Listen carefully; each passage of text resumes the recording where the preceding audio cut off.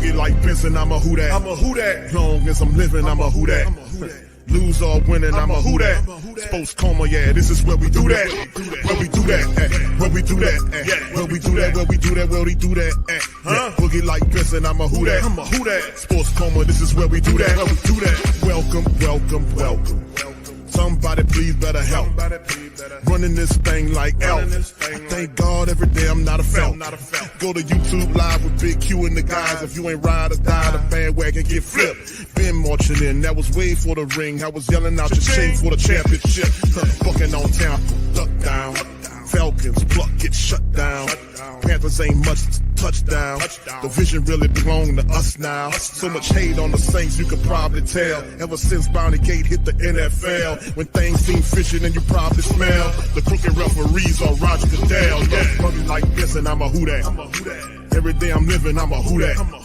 Lose or winning, I'm a who that. It's the Sports Coma, this is where we do that. Where we do that, where we do that, where we do that, where we do that, where we do that. Boogie like this, and I'm a who that. It's the Sports Coma, this is where we do that. You're listening to the Sports Coma with Big Q and the guys on the PRO Media Network.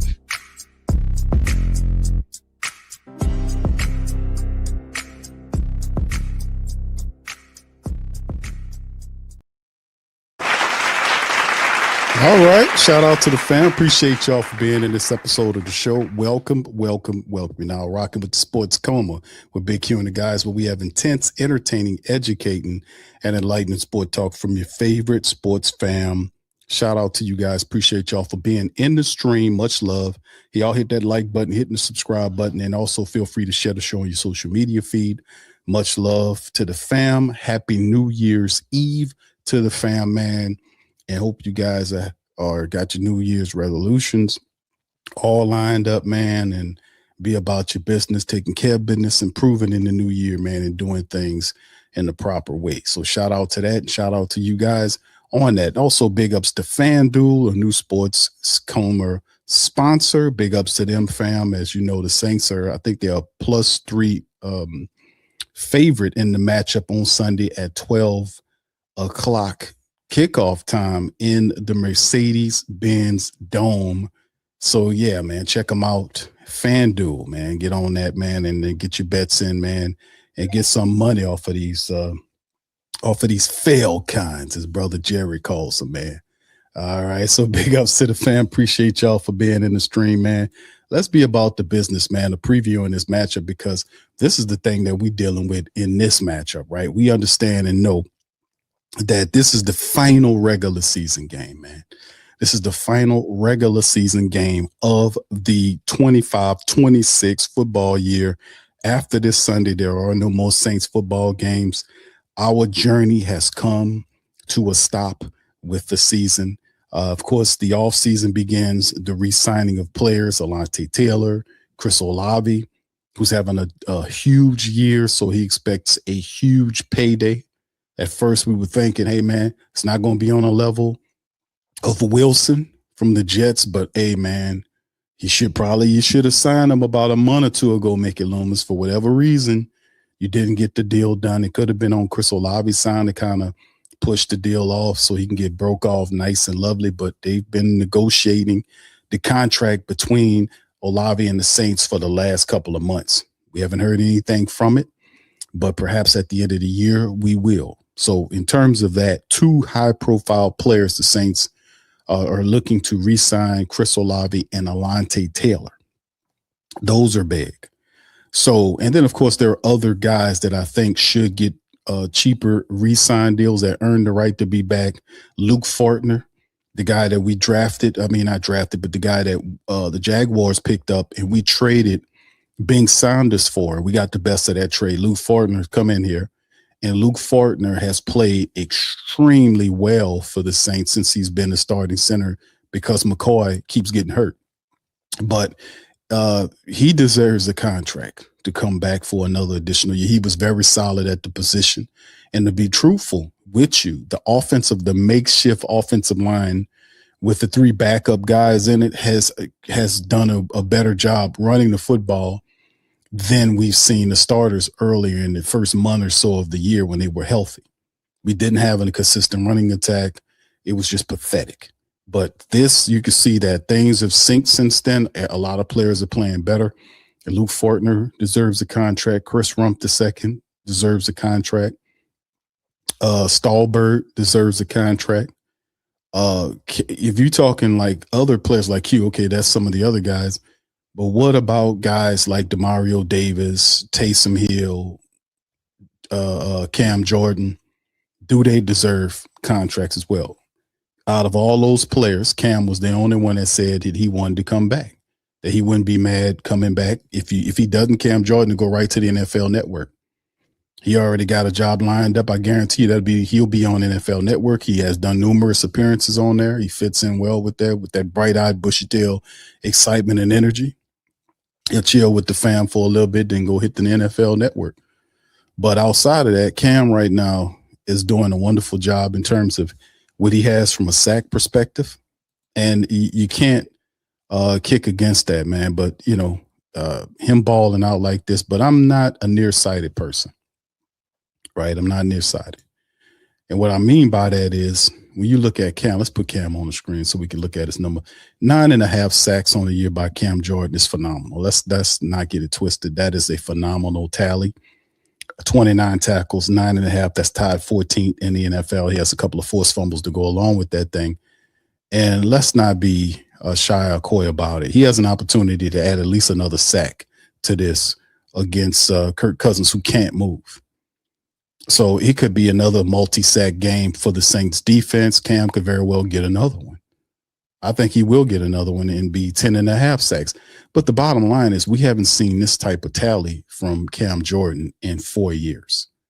If you span out the thing, like if you look at his 9.5 sacks in 2025, the last time he did that was in 2022. He had 8.5 sacks in 16 games.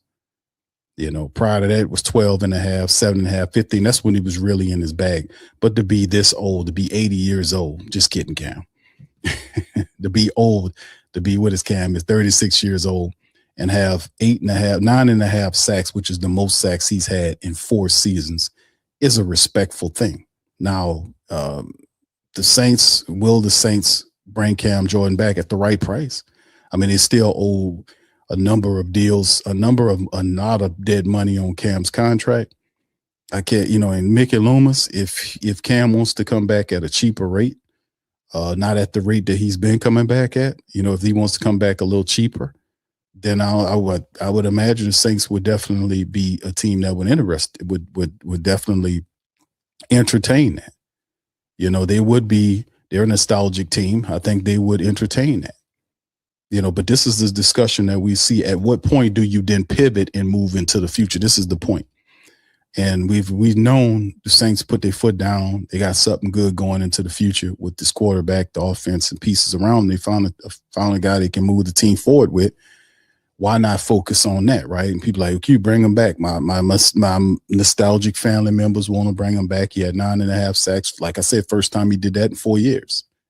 So in 3 years or whatever. But it's the reality is, man, I want to move the team into the future. If they elect to sign him out, I won't bat an eye. I say, okay, well, whatever. That's cool. But if anybody can get that option to say, man, listen, it's Cam Jordan. I mean, if anybody gets the chance to say, man, you can bring us back, it would be Cam Jordan.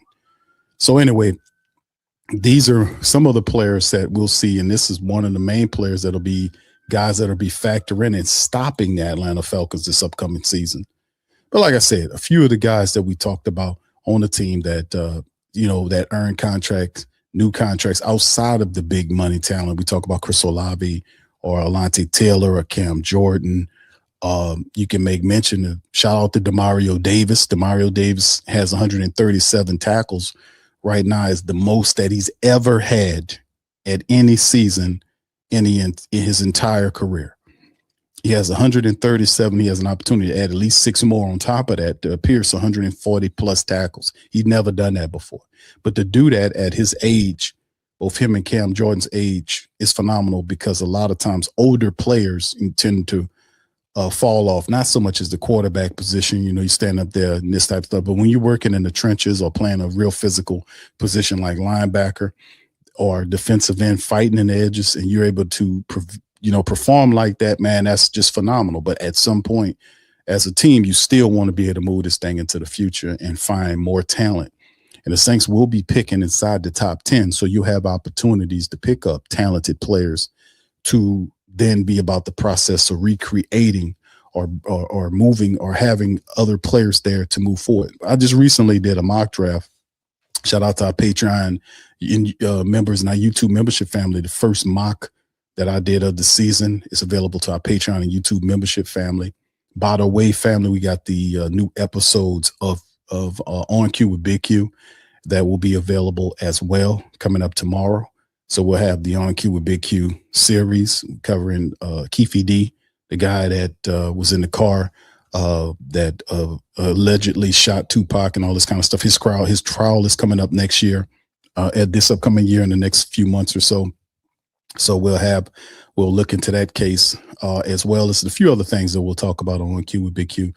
That'll be available strictly for our Patreon membership family. So we're going to be about the business of doing those every week, man. So y'all check those out and show Patreon for our YouTube family. Cross over to Patreon. That'd be a reason to be there. Plus, also, we have other reports that we share, documentaries and other things as well in the collection.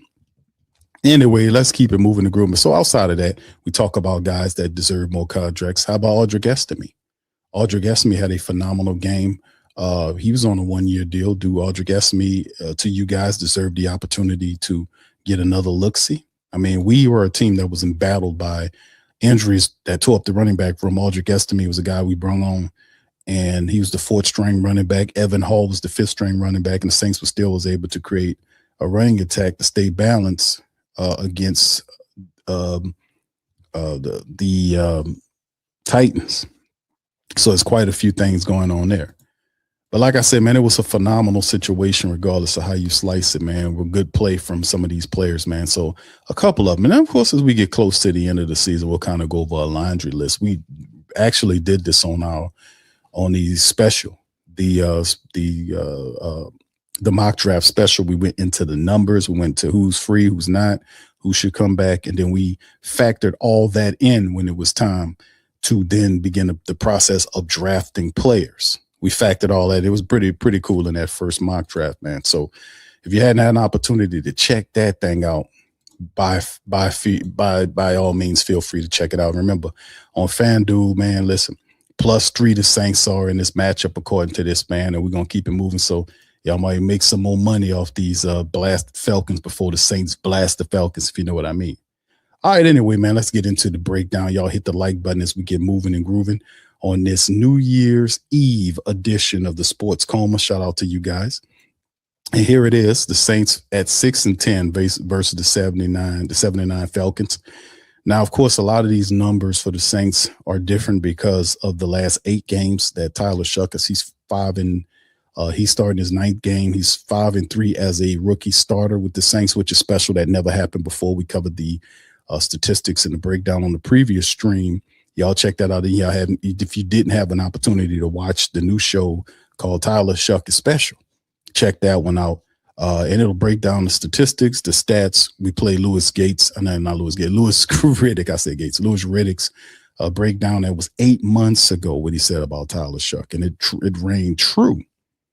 But man, it's going to be awesome. But anyway, you see the Falcon side of things, 21 points a game, 24 ranked. They give up 24 a game. That's 20th rank. Their offense is 341 yards per game, 13th.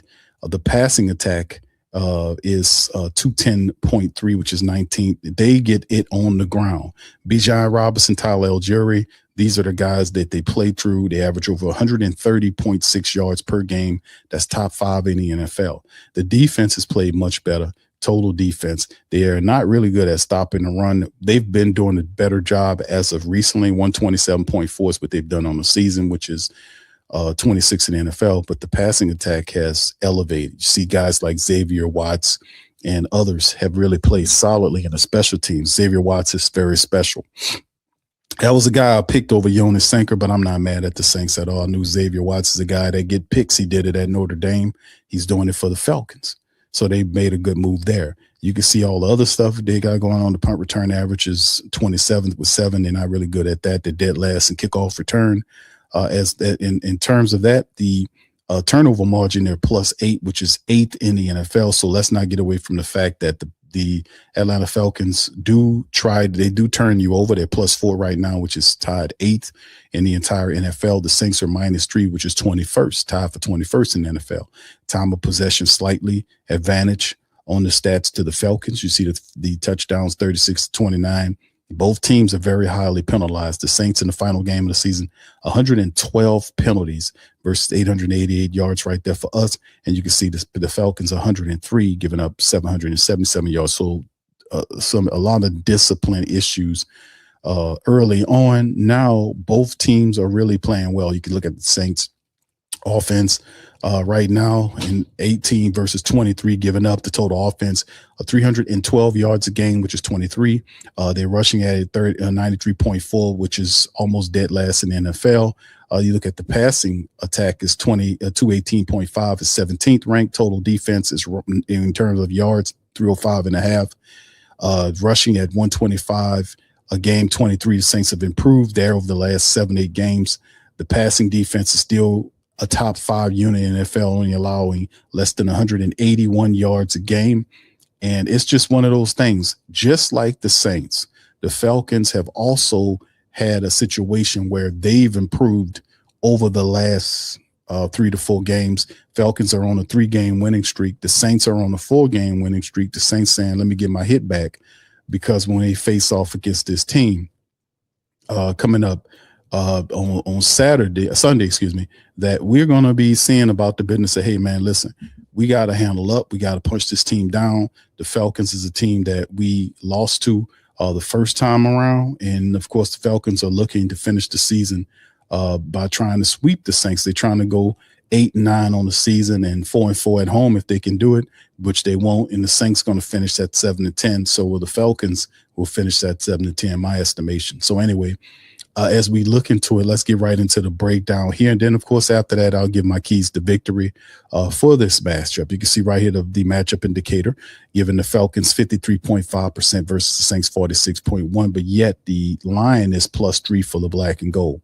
We know Michael Penix is done for the year. He's on IR. Tyler Shuck is firing up and doing a wonderful job here. 198 out of 292 for 9 touchdowns, 5 picks. A 67% completion percentage for Tyler Shuck.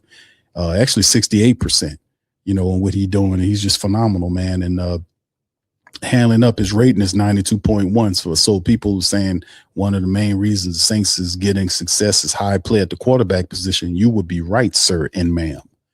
And also another really brilliant thing is the fact that for the last several weeks, we hadn't had an opportunity to see AK-41. He's been out for a while. He only played in 11 games so far in this season. He as of, not too long ago, he did not participate in Wednesday's practice being today, but he didn't participate in practice. But the reality is he's listed as questionable, which I think that the Saints they didn't IR Kamara because they felt like he might be able to actually have an opportunity to contribute. And this could be the case. This is the first time in a while that we've seen him have any destination outside of out. So AK-41 hadn't played in a while. He hadn't played, like I said, and he hadn't played in a while. Elvin hadn't played in a while. The last time Elvin played was I think it was against the Falcons. Matter of fact, it was back on 11, the 23rd of November, the 24-10 loss. He had 3 carries for 11 yards.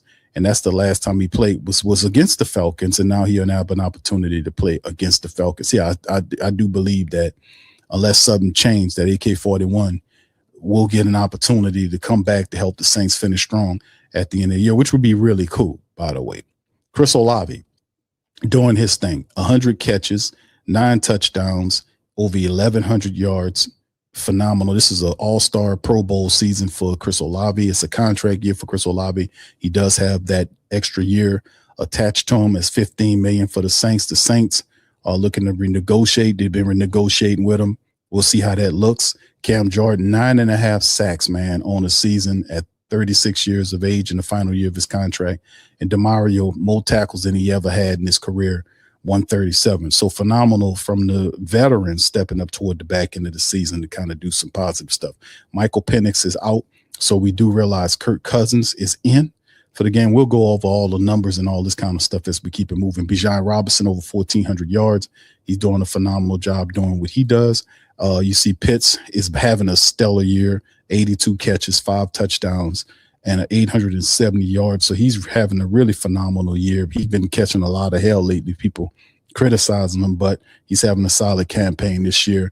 And Brandon Dorlus, one of the young players who was drafted last year, 8.5 sacks. He is listed as questionable. I think there was a report indicating by today, if I'm not mistaken, by Raheem Morris, that this guy is going to be ruled out for the Saints game. He's not going to be able to play in the game because of the knee. So they'll be missing 8.5 sacks from Dorlus. But the reality is Dorlus is tied for the sack lead for the Falcons with James Pierce Jr., who would be good to go. Jalen Walker, another fantastic young player, has 5.5 sacks, 4.5 for Zach Harrison, who is also out due to injury. So the Falcons missing a few people on the defensive side. And we'll see how that looks moving into this thing. As you can see, former Caden Ellis is their top tackler.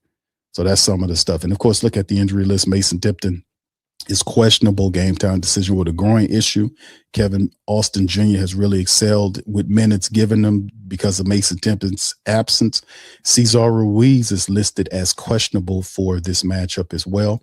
My thing was, why does Cesar Ruiz listed as questionable or game time decision? He's trying to play again. I say sit him down for the rest of the year, please. Will Sherman is doing a decent job. He's not doing the knockdown, drag out job, but I don't see the difference between Will Sherman and Cesar Ruiz's play. Ruiz might be a little bit better, but both of them get blown by and pushed around. So Zaire Mitchell-Payton is a knee. He's questionable. Elvin is a knee, is an MCL. He's listed as game time or questionable. We'll see. Brian Bresee, I don't think Brian Bresee will play for the rest of the year. He had a knee issue that was questionable. I would consider leaving him out of the game. It's a game that really we just playing for pride, nothing else. And we would really love to have Brian Bresee healthy for the start of next year. You know, why not sit him down?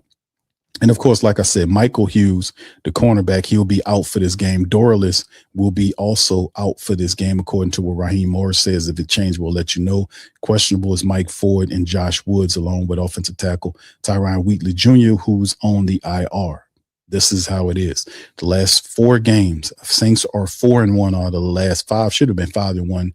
Chris dropped that touchdown in Miami, but no, don't. You know, it's all good. Saints reeled off 4 straight wins against Tampa, Carolina, the Jets, and Tennessee, and now they're looking to finish strong and even up the series at 1-1 against the Falcons.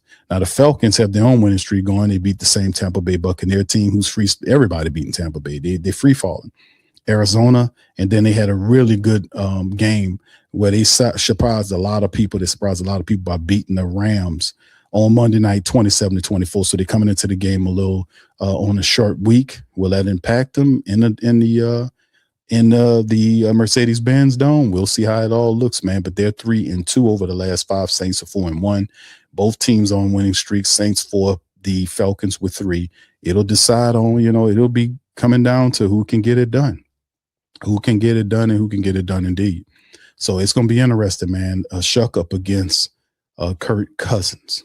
All right, so let's keep it moving and grooving, man, as we kind of move into this thing. Let's get familiar with the Atlanta Falcons people, as you can see right here, and get involved in here. This is the offense right here. Michael Penix Jr., like I said, is mixed. It's been out for a while, and Kirk Cousins has played in 9 games. So him and Penix have played in the same amount of games, almost splitting the season here basically. And Kirk Cousins has been actually playing pretty decent football for the Falcons. I mean, he's been playing pretty decently over the last 3 weeks. That helped contributed to them being well. He's not turning the football over much, and they're able to run the football. So they're doing a really good job there, following behind Bijan Robinson, Tyler Algieri. And of course, Kirk Cousins has Pitts, who's making some catches, and London is also a guy that we have to watch out for. Drake London, I think he's out with an injury. We'll look at the report. But outside of that, man, a lot of weapons for Kirk Cousins. It seems like a light is going on with his guidance and leadership, keeping them balanced. And this will be interesting to see what happens with the black and gold getting to Cousins. He's a statue back there at 37 years old. We got to get him and bring him down. 1541 is what he's throwing. That's 32nd in the NFL. 9 touchdowns is 29th. He has 4 interceptions, touchdowns 9-4, 52.2, and he's been completing right against New Orleans, right? The last game he played against the Saints, he did throw a couple of touchdowns, almost 200 yards passing. But if you look at his statistics over the last 5 contests, he's thrown for over almost 1,100 yards, 7 touchdowns against just 3 interceptions. His rating is 86.4, and he's been completing over 61% of his passes. So he's been doing a pretty respectable job passing the ball. He is I ain't gonna say he's number 1 to stop because he's a veteran quarterback and he done seen it all before. But what the Atlanta Falcons offense drives by is Bijan Robinson, right? And we'll have the keys of victory after we look at this. Bijan, 272 carries right now for 1445. He has 7 rushing touchdowns, 4th in the NFL in rushing yards for this phenomenal running back, 7 touchdowns, and he's averaging 5.3 yards per rush, which is 2 rushes first down for Bijan Robinson. Everything flows through Bijan Robinson. He is the bell cow of this offense. It's all predicated based on him. Tyler Algieri is also another special running back that they use. We all very familiar with him. He'll be a free agent this year as well at 25 years old. We'll see if they bring him back, but it'd be cool if the Saints signed Tyler Algieri. He's at 25. He's been a guy that I got a lot of respect for. Almost 500 yards rushing in a complimentary role to Bijan Robinson. He still has 8 touchdowns, which is tied for 12th in the NFL, and he averaging almost 4 yards a carry. He's a back that can catch it out the backfield. He blocks. He would be a solid, wonderful pickup for the Saints if that. But like I said, we'll see moving forward, right? But outside of that, man, not much to talk about here from the running attack between those two real north-south thumpers. And then, of course, you look at the receiving game right now. It's Kyle Pitts Sr. He has 82 catches off 109 targets through 16 games, 870 yards. He's averaging almost 11 yards per catch. And he's having a phenomenal year for the Atlanta Falcons, really helping be the security blanket for either quarterback, averaging over 10 yards a catch is phenomenal. It's a first down every time he catches the ball pretty much with those 82 grabs, which is 10th in the NFL. And he has 5 receiving touchdowns for the team. And if you look at his numbers, if I can bring up his statistics, these are solid numbers for Bijan Robinson. These are record numbers for him in his 5th year with Atlanta through this. He is, he's broken through. He had 68 in this rookie campaign. He has 82 now. He's not there in terms of his receiving yards, but he's caught more touchdowns than he ever did since last year in 2024. So these are record numbers for Kyle Pitts in a contract year for the Falcons. So you got to watch out for Kyle Pitts playing really well football for the Falcons. Also, as Drake London to make mention of, he's limited. According to reports, all indications that Drake London should be playing in this game. He was the guy catching 64 catches for 841, 6 touchdowns, and 13.1. He's the guy that goes along with Kyle Pitts. These are really phenomenal players that drive the offense. It's going to be interesting. So it's Darnell Mooney's another one of the speed weapons out of Tulane. Shout out to him. 29 catches, 423. But look at that average per catch, 14.6. Is ridiculous because he's the speed demon for the group. He's shy. He's very sneaky in his route running and has very good speed to take it to the next level. And he isn't the top guy in terms of yards per catch, because that will go to Casey Washington, the wide receiver.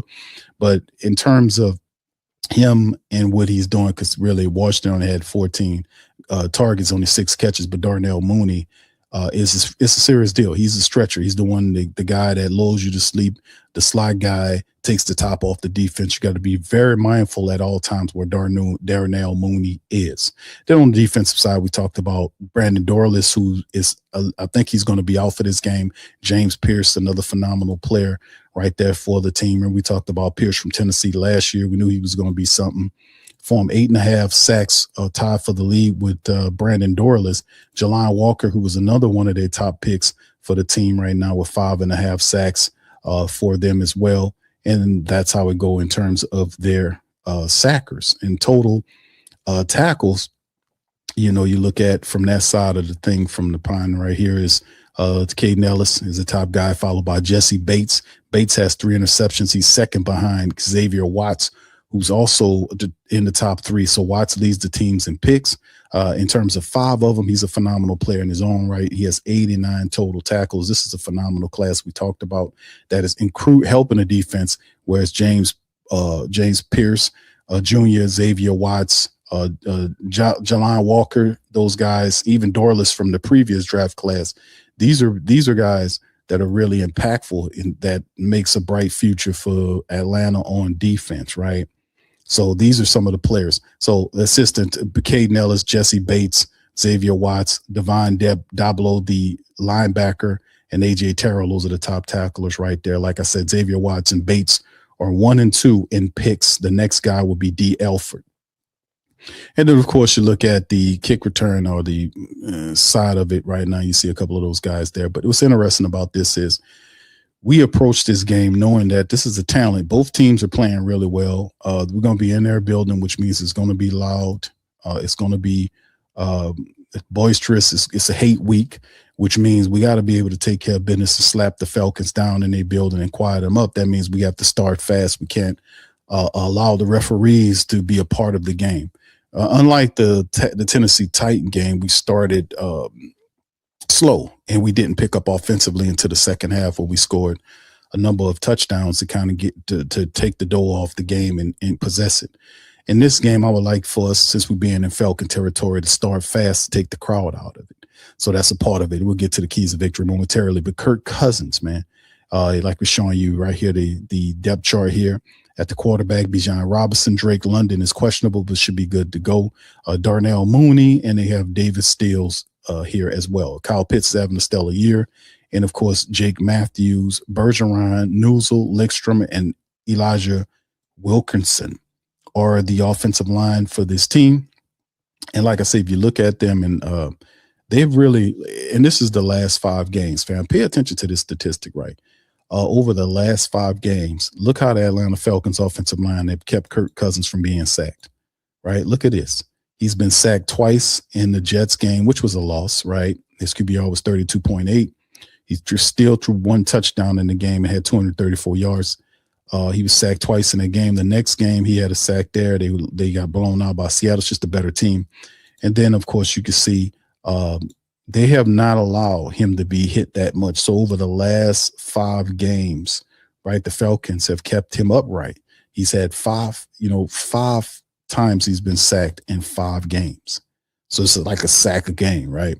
So for the most of it, they've kept him upright. And you can see by doing that, he had pretty decent affairs in yardages here. But anyway, you can see the yardage kind of teetering off too, from 373 to 197 to 126. So the thing is, like, getting to Kirk Cousins and, knocking him down. He can't move that well. He can slide around and do things like that, but the Saints really got to get to him. So that's one of the things. Like I said, the offensive line has been doing a real decent job of keeping them upright to make plays. And of course, on the defensive side of the ball, we talked about David Onyemata still having a factor in there. You see guys like Leonard Floyd, even though he's not one of the top guys, that he's still a force.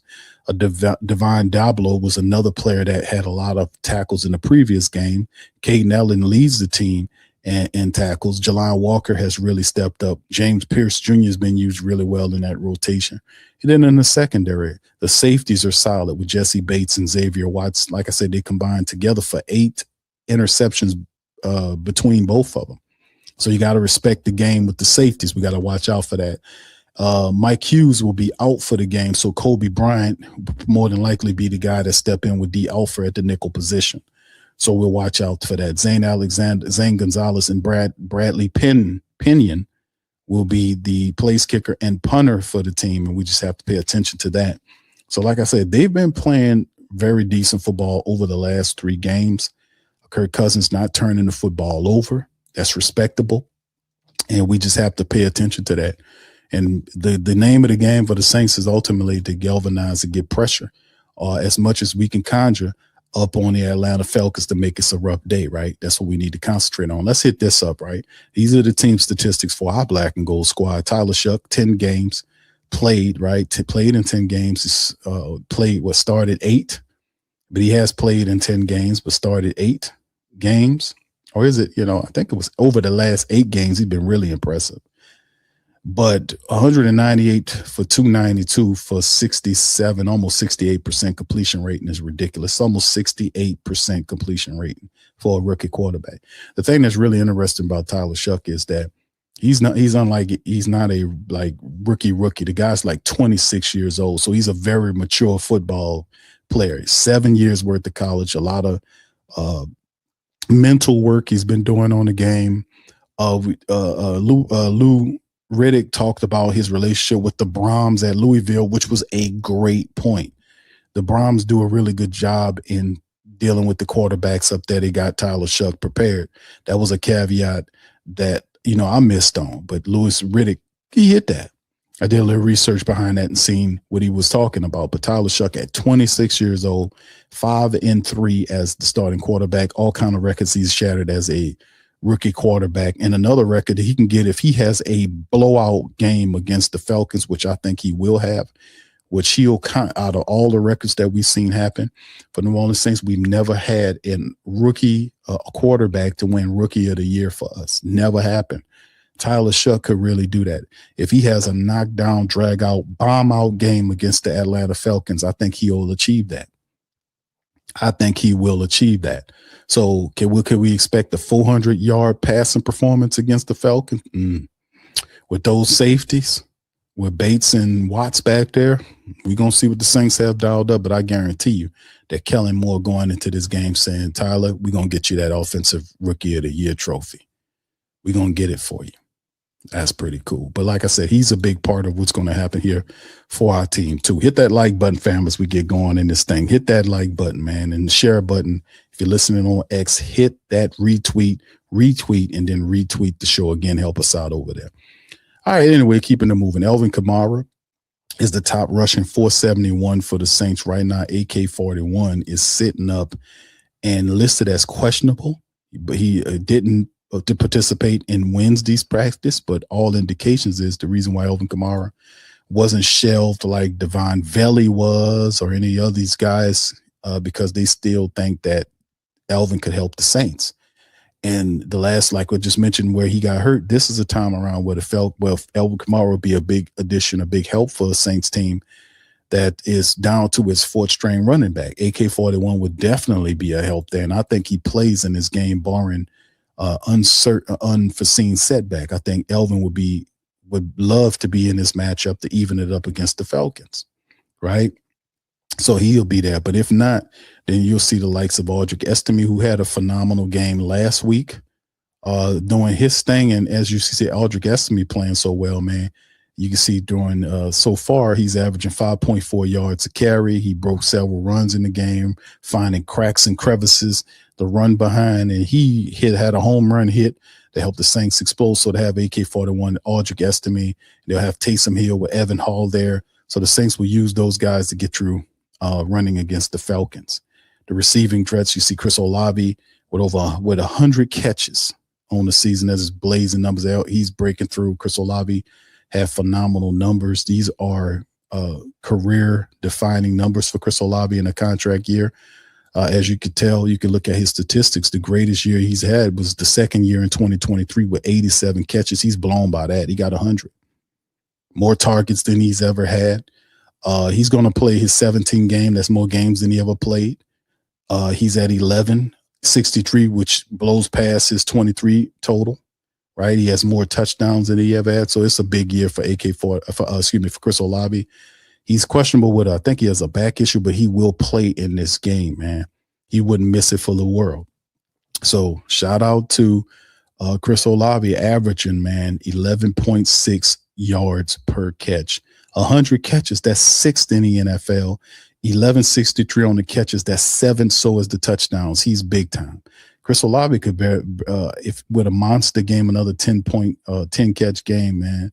Who knows where to put him inside the top 3. So this is a huge year for Chris Olave, numbers and, catch wise as well as money wise. He's going to get his paper, you best believe. Also, Juwan Johnson has been big too. Juwan Johnson woke up. He's had a phenomenal month worth of football, catching everything, blocking better. The light is going on. He himself, and we've been getting on Juwan Johnson because we knew he can do this type of stuff. He got the contract. Something went on where he says, I figured it out now.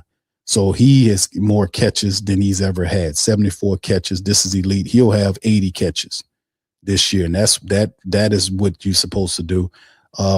Over 800 yards in catches. He's averaging 11.2 yards per catch, which is a very great total. Now he does have just 3 touchdowns, and several years ago, back in 2022, he had 7 touchdowns. This year he dropped a couple of them, if I'm not mistaken, but it's all good. 3 touchdowns for him. Having a phenomenal knockdown drag out year for Juwan Johnson. Him and Chris Olave together is really driving the offense with all the injuries, right? So that's a few things to kind of talk about that. Demario Davis on pace, 137 total tackles for Demario Davis. That is a record in terms of what he's did as a 36-year-old football player. If you look at his numbers, he's never had that. The biggest year he ever had was 135. He did with 2017 with the Jets. Actually, last year he had 136. He had 136 where he topped that 2017 year. He had 136 tackles last year. And this year he has 137 total tackles right now, which means when he'll have another 5 or 6 tackles at least in this game, he'll have over 140, which is the most that he's ever had in his long career. So Demario Davis is having a productive year too for the New Orleans Saints moving forward. So he'll be available for this game again. It'd be cool to see him play there. Pete Werner also is there. You see Pete Werner is the second tackle, tied with Alante Taylor. Jonas Sanker is there. Kool-Aid McKinstry has 73. Justin Reed, 71. And Danny Stutzman, which is a co-starter, I call him, with Pete Werner, has 50 tackles total on the season.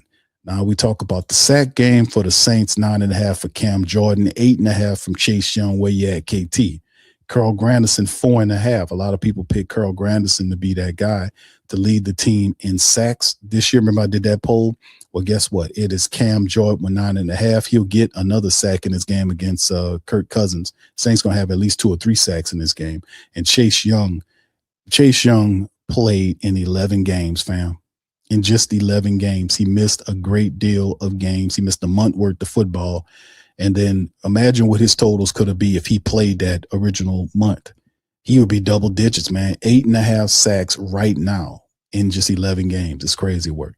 And he still might get one against the Falcons. He probably can get, depending on how he ball. And he's getting that touchdown and everything. Chase Young is balling out for the Saints defense right now and doing some positive stuff. And of course, the interception leader for the Saints is Kool-Aid McKinstry. He has 3 picks on the season. Sanker and Alante tied second place with 2. And of course, we all know about our fantastic young kicker on the scene for us as well as we kind of get into the hold on, I'm sorry, fam. As we get into the depth chart, we take a look at the depth chart, kind of hash this thing out. Tyler Shuck, Chris Olave is there. Kevin Austin Jr. and questionable is Mason Tipton. If Tipton can't go, it'd probably be Pettis. Shuck's going to lead the way, but you'll see AK-41. I believe he'll play. Aldrick Estime, Evan Hall, and Taysom Hill will have roles in the running attack as usual. Juwan Johnson is there. Jack Stahl got rolled up on in the last game. He's out for the rest of the season. We got that report, so you'll see a lot of Maliki Mutavo. Remember, Mutavo was lined up like a fullback. He was making blocks. We covered it on the film for the TSC film, and Mutavo did a real solid job here. And we got somebody. It took a while for us to get around to him, but in the last couple of games, you see Mutavo blocking people. He's getting better, and he's a wonderful catcher of the ball. We've seen him catch the ball with his hands. He's 6'8". He's a red zone force as well. So as we get into the red zone, it'll be interesting to see how the Saints will look to him to help out there, as we're not really dealing with those red zone woes like we were doing early on in the season that we picked up a rhythm. The offensive line, Calvin Banks Jr. is there. Dylan Reduns is another guy you think about, hey, man, do we do Dylan Reduns, give him another contract or whatnot? because remember, he was a guy that was looked at to be like the sixth offensive lineman. I think we could probably do a little bit better than Dylan Redounce. Luke Fortner at center, he deserves a contract. Cesar Ruiz looking to be back in this game with Tali Fuaga. If he can't go, then we'll see Will Sherman, who has been doing an okay job. Will Sherman has done an all right job instead of Cesar Ruiz, but all indications is looking like Cesar Ruiz is going to be back for the final game of the season. And of course, you look at the defense cam, Devine Gacho. Nate Shepard has been lights out in the run. He's really improved and has been a phenomenal 3 sacks on the season for Nate Shepard, but he's really been a force internally. In my opinion, he's really outplayed Devine Gacho, man, to be honest with you. Devine Gacho has, in my opinion, Nate Shepard really outplayed him, man. This season, but Brian Bressee's out, so we'll see Carl Granderson. We'll see Jonah Williams, who got a sack in the game as well. He has 3 sacks on the year. Jonah Williams is another guy you think about bringing back for that Staley defense. He knows that defense inside and out. John Ridgway was another guy that was stepping in there and handling the business, seeing big John Ridgway in there making stuff happen for them. DeMario Pete Werner, Chase Young, who's, like I said, balling out 8.5 sacks on the season. Just imagine what he would look like if he started the full season. Ball would have double-digit sacks right now. And then you see the rest of them. We talk about Kool-Aid McKinstry, Alante Taylor, Quincy Riley's been getting more burn. Yidam's been coming off the bench, but you see Quincy Riley has been getting a lot of burn from that corner position there. So our young guys is contributing too. Jonas Sanker has been a real excellent player for us through the year, doing wonderful things for the Saints covering, and he's going to be a stud moving forward with Justin Reed. And, of course, Charlie Smith, our kicker, we paid just under $3 million for to make him our kicker, sitting on the practice squad doing his thing. And then, of course, you look at the place kicker in Kai Kroger, who's kind of tailed off in his punting recently, and we might have to kind of see if we can find better punting coming up next year or whatever, or at least challenge him in that position. So anyway, that's some of our depth chart as we keep this thing moving and grooving. Now, as you guys know, as we get ready to kind of hit this area of the show where we talk about the keys, the 10 keys to victory for the New Orleans Saints versus the Atlanta Falcons in week number 18. This is the last 10 keys to victory, the season finale, finishing with the Falcons, and this will it take for them to beat them. So continuing Tyler Shuck's high performance, the rookie, been exciting, right? Hasn't he?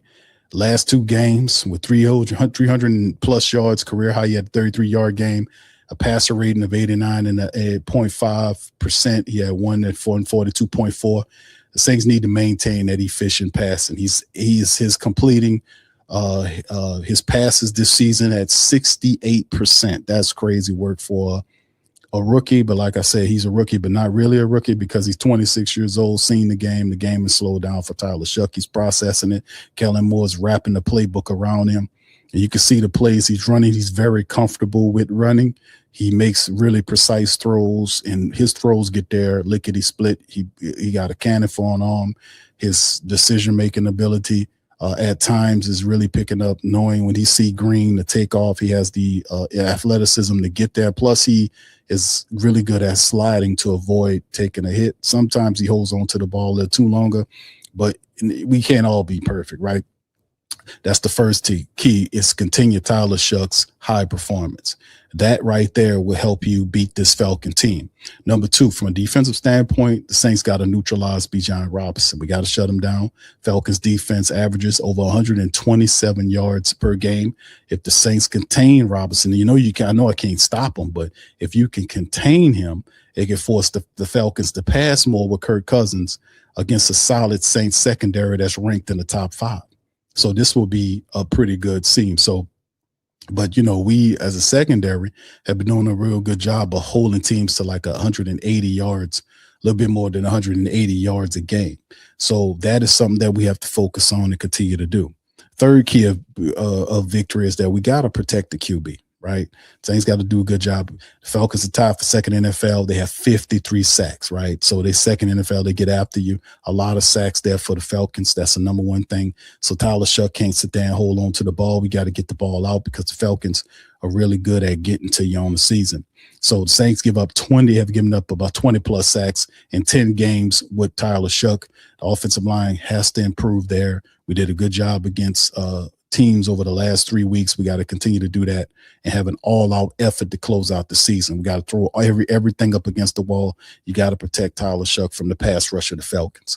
Number 4, you got to limit the explosive plays that the Falcons are going to try to come with. I talked about Darnell Mooney. You should see Drake London back there, Kyle Pitts. They'll have their full cupboard in terms of the skill players. To Kirk Cousins, his big tight end, his big wide receiver, and his speedy Darnell Mooney. They'll have these guys here. We got to monitor these guys and make sure they keep them under control. So we have to limit that. Got to limit that big play. Falcons have several big plays that happened over this winning streak. Saints have allowed 60-plus yards passes 8 times this year, which is tied for the most in the league. The secondary must prevent long gains. We got to shut them down. We got to keep in front of them. We can't allow them to have big gains, and we got to rattle up and shake that offensive line up. So key number 5, we got to win the turnover battle.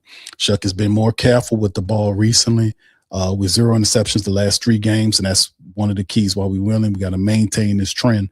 The Falcons defense that forced 15 interceptions is crucial.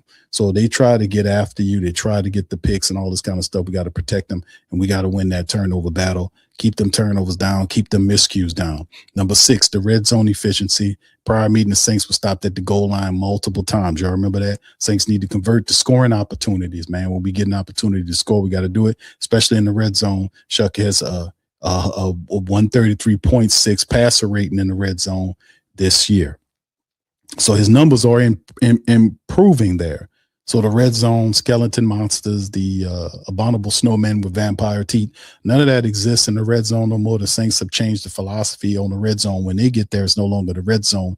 It's the green zone, meaning the money zone. That's how you change that dynamic. Number 7, Chris Olave's production. Wide receiver had 60-yard catch in a comeback win. That rapport between Shuck and him need to be capitalize on. We got to keep on hitting that connection and running that and doing what we need to do to keep improving the connection between Chris Olave and Tyler Shuck is undeniable. Not only that, but the connection between Tyler Shuck and Jawan Johnson, the connection between Tyler Shuck and Kevin Austin Jr. These are things you can tell. There's synergy with Chris Olave. There's connection with Chris Olave. There's a synergy and a connection with Kevin Banks Jr. As soon as he was implemented into the wide receiver core and given a lot more reps, you've seen him gain. You can see the pass toward the left corner of the end zone from Tyler Shuck to Kevin Banks Jr. in last week's matchup there against the Titans, where he caught his first touchdown of his young NFL career. So the connection seemed to be growing between all of those players, and that needs to be explored and continued, at least for another week. Number 8, key to victory. Y'all hit that like button, man, as we're going. Shout out to y'all in the chat. I see y'all, man. I'm just trying to get through this. I'm not trying to keep y'all for a very long show. It is, after all, New Year's Eve. So shout out to you guys. So effective special teams in close games, right? We get it. The Saints, ESPN already gave the Saints a 48.4% chance of winning. We already know that. We covered that. So with field goal position and reliable kicking, we should be all right. You know, we know anytime you get on the other side of the 50-yard line, Charlie Smith is a guy that's a threat, right? He has a big leg, hit 2 multiple 50-yard field goals against the Titans last week, had 10 points to add on top of what we had in the game. He missed one for 43 or something like that, but still in all, Charlie Smith is a young kicker with a cannon for a leg. We got a young kicker with a cannon for a leg and a young quarterback with a cannon for an arm. So we got some very special players here. And he has to keep kicking like he's been kicking, man, and we should be all right. Number 9, key, maintain defensive intensity. Saints defense allowed an average of just over 18 points per game since week 15, right? Games 15, 16, and 17. That's far below the average of that 20, almost 23 points per game. They need to keep up the strong defensive play. So since week 15, you've seen the production drop where the Saints are keeping people under 19 points a contest as an average over those several games. So we just got to keep doing that. All right, number 10 and final key to victory for the New Orleans Saints over the Falcons is you got to match the Falcons' motivation. Falcons on a 3-game winning streak, Saints on a 4-game winning streak. Falcons want to close out the season with a win with their building. The Saints want to do the same. Saints have to go into Atlanta, match that intensity. The thing is keeping the miscues down, the turnovers down, going in there and hitting them early and just establishing that and getting the crowd down, taking possession of the field and doing what we do. I think in the prediction, I think I'm going to give it to the Saints. Saints are going to win this matchup against the Falcons. They have motivation to win it, being that they're not going to allow themselves to be swept by the Atlanta Falcons, who won in the previous game. The Saints were basically sleepwalking in that game. But this game, this team is playing how they're playing over the last 8 games, especially the last 4 games.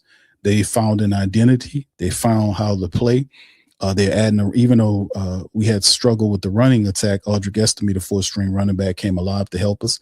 Alvin Kamara could be involved in this game to help out with the running attack, along with Taysom and others.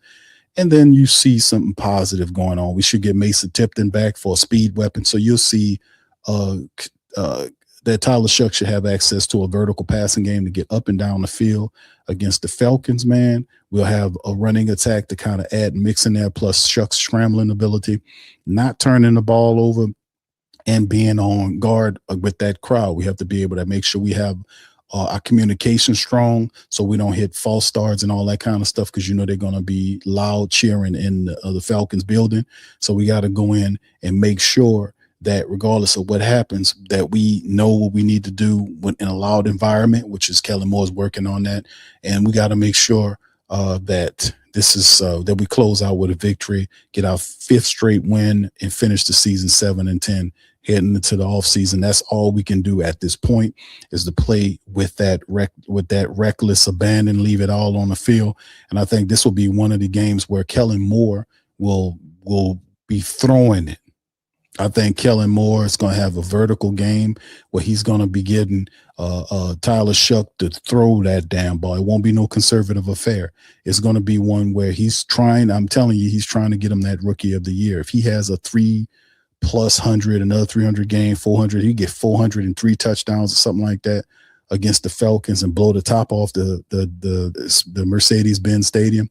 I think that will earn Tyler Shuck an opportunity to get that rookie of the year as a quarterback. That's the first time this happened. I think Kellen Moore is dialed into that, because that will be a major statement for people that kind of felt like, hey, man, see, I think you shouldn't draft that quarterback, get somebody else. And he's like, well, I told you what I'm going to do with this guy.